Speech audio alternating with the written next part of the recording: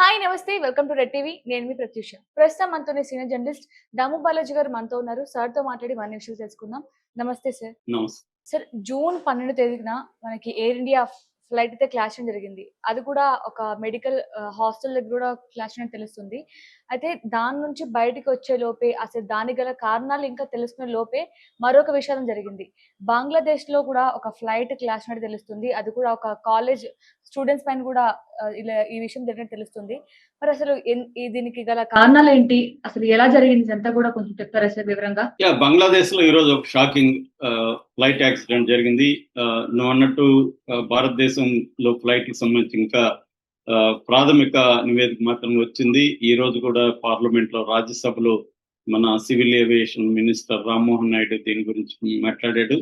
అంతర్జాతీయ సూత్రాలకు అనుగుణంగా civil aviation సూత్రాలకు అనుగుణంగానే మేము విచారణ జరిపిస్తున్నాం. ఇప్పటి వరకు వచ్చింది ప్రాథమిక నివేదిక. ఇదేమి కన్క్లూజివ్ ఎవిడెన్స్ కాదు. కానీ ఫారిన్ మీడియా మన పైలట్ల మీద అబద్ధాలు రాస్తుందని కూడా ఆయన మండిపడ్డాడు.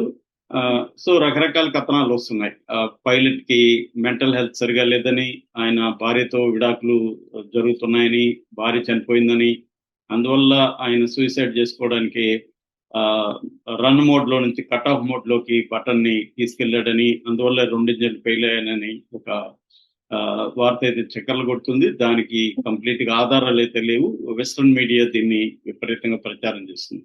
ఈ నేపథ్యంలో ఈ రోజు బంగ్లాదేశ్ లో 1:30 ఫ్లైట్ క్రాష్ జరిగింది. ఇది 1:06 1:06 ఫ్లైట్ టేకాఫ్ అయింది. టేకాఫ్ అయిన ఒక హాఫ్ అన్ అవర్ తర్వాత ఇది హాఫ్ అన్ అవర్ కాదు, 30 seconds ఇది కూడా కూలిపోయింది. అది కూడా ఎక్కడంటే కరెక్ట్ గా ఇక్కడ ఎలాగైతే మెడికల్ కాలేజ్ మీద కూలిందో అది కూడా అక్కడ కూడా ఒక కాలేజ్ మీద కూలింది. దాని పేరు mile stone school and college అన్నమాట. సో అది 6 అంతస్తుల బిల్డింగ్. దాని మీద ఈ F7 BGI అనే ఫ్లైట్, ఈ కంపెనీ పేరు F7 BGI. ఇది చెంగుడ్ అనే ఏరియాలో స్టార్ట్ అయింది. సో ఇది జరిగింది వచ్చి ఉత్తర అనే ప్లేస్ లో, అంటే ఢాకా, నార్త్ ఢాకా అంటారు. నార్త్ ఢాకా వాళ్ళకి బంగ్లాదేశ్ రాజధాని.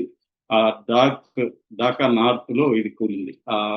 మొత్తం ఆ 6 ఫ్లోరిడ్ బిల్డింగ్ ఏదైతే ఉందో అది ఫ్రంట్ అంతా కూడా మొత్తం ధ్వంసమైంది. విద్యార్థులు దాని కింద ఇరుక్కున్నారు. మొత్తం మంటలు వ్యాపించింది. ఆ ఫిజిక్స్ టీచరు మీడియాతో మాట్లాడాడు. నేను 2 బంగ్లాదేశ్ పత్రికల వెబ్సైట్లలో చూశాను. ఒకటి డైలీ స్టార్, రెండోది ఢాకా ట్రిబ్యూన్. ఈ డైలీ స్టార్, ఢాకా ట్రిబ్యూన్ ఇద్దరు కూడా ఏం రాస్తున్నారంటే దాదాపు 30 మంది వరకు చనిపోయిండొచ్చు అనేది ఊహాగానాలు ఉన్నట్టుగా రాస్తున్నారు. కానీ అక్కడ అగ్నిమాపక సిబ్బంది సంబంధించి లిమాఖాన్ అనే ఆవిడ చెప్పింది ఏంటంటే ఒకరే చనిపోయారు, మిగతా వాళ్ళకి గాయాలయ్యాయని చెప్తున్నారు. అక్కడ దగ్గరలో ఉన్న national institute of burn and plastic సర్జరీకి సంబంధించిన హాస్పిటల్ ఒకటి ఉంది. ఆ హాస్పిటల్లో 30 మందిని అయితే అడ్మిట్ చేసినట్టుగా చెప్తున్నారు. దాంతోపాటు ఢాకా మెడికల్ కాలేజ్ హాస్పిటల్లో కూడా జాయిన్ చేశారు. సో ఓవరాల్ గా ఇప్పటి వరకు అయితే అందుతున్న సమాచారం బట్టి 10 నుంచి 30 మంది చనిపోయిండే అవకాశం అయితే ఉంది, విద్యార్థులు. ఎందుకంటే ఆ ఫ్లైట్ లో మాత్రం ఇద్దరే ఉన్నారు. ఆ ఫ్లైట్ ఏంటంటే ట్రైనింగ్ ఫ్లైట్ అన్నమాట. అంటే బంగ్లాదేశ్ ఆర్మీకి సంబంధించిన ఎయిర్ ఫోర్స్ ఫ్లైట్ ఇది. దీంట్లో మాత్రం ఎక్కువ మంది అయితే లేరు. అందువల్ల ప్రమాదం తగ్గింది. మామూలుగా సివిల్ ఫ్లైట్ అయితే మనకి ఎక్కువ మంది ఉంటారు, 200 మంది అలాగా. దీంట్లో అది ప్రమాదం తప్పిందనమాట. ఇది ట్రైనింగ్ ఫ్లైట్. సో మామూలుగా ట్రైనింగ్ ఎయిర్ క్రాఫ్ట్లు ప్రమాదాలు జరగడం అనేది వెరీ కామన్. మన ఇండియాలో కూడా మధ్య మనం కూడా చెప్పుకున్నాం. ఒక ట్రైనింగ్ ఎయిర్ క్రాఫ్ట్ యాక్సిడెంట్ అయ్యి ఇద్దరు చనిపోయినారు, పైలట్, కో పైలట్ ఇద్దరు చనిపోయారు.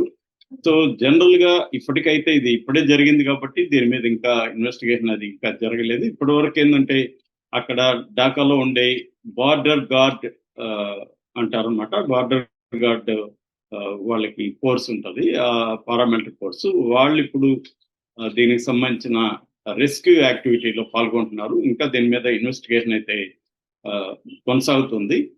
కారణాలు అయితే తెలియదు. జనరల్ గా మామూలుగా అయితే కారణాలు ఏంటంటే ఇలాంటి ఫ్లైట్లు కూలిపోవడానికి ట్రైనింగ్ ఫ్లైట్లు జనరల్ గా ఆ ఫ్లైట్స్ ఏ ఓల్డ్ అయిపోవడం, అంటే మామూలుగా వాటికి టైం ఉంటది, ఇన్నేళ్ళు వాడాలని, దానికి మించి వాడుతుంటారు. ఇండియాలో కూడా అదే పరిస్థితి. ఓకే. కొత్త రకాల విమానాలు వచ్చినప్పుడు వాటిని అప్డేట్ చేయాలి. అంటే హ్మ్. టెక్నాలజీ అప్డేట్ చేయాలి. ఇదేంటంటే ఓల్డ్, ఇప్పుడు మనం కార్లో గిల్లో పాత మారుతి 800 ఇప్పుడు రోడ్డు వాడు కదా.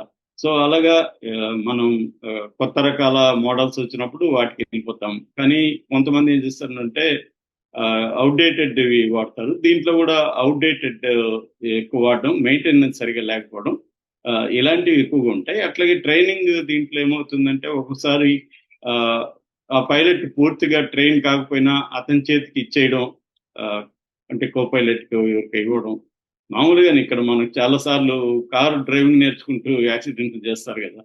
సో హ్మ్. అలాగా కూడా జరిగే అవకాశాలు ఉన్నాయి. ఏదేమైనా ఆ, పిల్లలు చనిపోవడం బాధాకరం. ఇక్కడ ఇదేంటంటే మైల్ స్టోన్ అనే స్కూలు కాలేజ్ అన్నమాట. చిన్నపిల్లలు ఎక్కువ ఉన్నారు. సో వీళ్ళు చనిపోయినట్టుగా చెప్తున్నారు. దీని మీద ఇప్పుడు బంగ్లాదేశ్ ప్రభుత్వం కూడా విచారణకైతే ఆదేశించింది. సో ఆ, ఈ విచారణలో ఏం తెలుస్తుంది అనేది మనం చూడాలి. ఆ, మనకు కూడా ఆ, మన దేశం మీద కూడా ఇదే విమర్శలు ఉన్నాయి, మన ప్రభుత్వం మీద కూడా. ఎందుకంటే ఆ, డబ్బులు ఎక్కువ పెట్టాలని చెప్పి పాత విమానాలని ట్రైనింగ్ కి వాడుతున్నారు మన వాళ్ళు కూడా. అవి ఎప్పుడు అవుట్డేట్ అయిపోయి చిన్న చిన్న దేశాలు కూడా వాటిని డిస్కార్డ్ చేసినప్పటికీ మన దేశం వాటిని వాడుతుందని. అట్లాగే F-35 విమానాలు అవి సరిగా లేవని, వాటిలో అనేక లోపాలు ఉన్నాయని తెలిసినప్పటికీ ఇంకా మనం కొంటున్నాం. కొన్ని రకాల ప్రెజర్స్ వల్ల కూడా పాత విమానాలని అట్లా పెట్టుకోవడం, ఈ లోపభూయిష్టమైన విమానాలని తగలగట్టడం. ఇప్పుడు అమెరికా ఏం చేస్తుంది, మనకి ప్రెజర్ చేస్తుంది F-35 విమానాలు కొనమని. సో మనం ఆ ప్రెజర్కి తలగ్గి కొంటే ఏమవుతుందంటే వాళ్ళు వాళ్ళ దేశంలో తయారైపోయి అవి ఆ, వాడాలి, ఎవరికో ఒకరికి తగలగట్టాలి కాబట్టి ఏదో ఒక ప్రెజర్ చేసి మనల్ని వాటిని వాడేటిగా, అంటే టారిఫ్స్ ఎక్కువ చేస్తాము, మీరు మా దేశంలో దాని ట్రేడ్ బ్యాలెన్స్ అంటారు, అంటే వాళ్ళ దేశం నుంచి మనం ఎంత ఇంపోర్ట్ చేసుకుంటామో, సో ఆ ఇంపోర్ట్స్ మన దేశం నుంచి వాళ్ళకి చేసే ఎక్స్పోర్ట్స్ బ్యాలెన్సింగ్ గా ఉండాలి.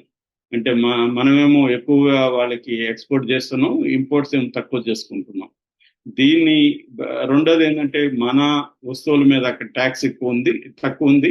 వాళ్ళ వస్తువుల మీద మనం ఎక్కువ ట్యాక్స్ పెడుతున్నాం. ముఖ్యంగా వ్యవసాయకు సంబంధించిన అగ్రికల్చరల్ ప్రోడక్ట్స్, వీటి మీద మన రైతులను ప్రోత్సహించాలి కాబట్టి విదేశాల నుంచి వస్తున్న, ముఖ్యంగా అమెరికా నుంచి వస్తున్న అగ్రికల్చర్ బేస్డ్ ప్రొడక్ట్స్ మీద ఎక్కువ ట్యాక్స్లు ఉన్నాయి. దాని కోసం వాళ్ళు ప్రెజర్ చేసి, సో ఒక ట్రేడ్ అగ్రిమెంట్ లో మనకి ఏంటంటే F-35 ఎక్కువ కొనాలి, అట్లాగే వాళ్ళకి సంబంధించిన మిలిటరీ ఇతర ఎక్విప్మెంట్స్ అవన్నీ కూడా కొనాలన్న ఒక ప్రెజర్ అయితే పెడుతున్నారు. అలాగే ఇప్పుడు అమెరికా, ఆ, బంగ్లాదేశ్ కూడా ఇదే పరిస్థితి. అంటే ఈ డెవలప్డ్ కంట్రీస్, డెవలప్ అవుతున్న కంట్రీస్ కి ఏదో రకంగా వాళ్ళు తయారు చేసిన వార్ సంబంధించిన ఫ్లైట్స్ కావచ్చు, మిగతా ఎక్విప్మెంట్ కావచ్చు, తగలగట్టే కార్యక్రమం జరుగుతుంటది. సో దీంట్లో భాగంగానే ఇవన్నీ మనకి జరిగే పరిస్థితి కనబడుతుంది. Okay. Thank you so much.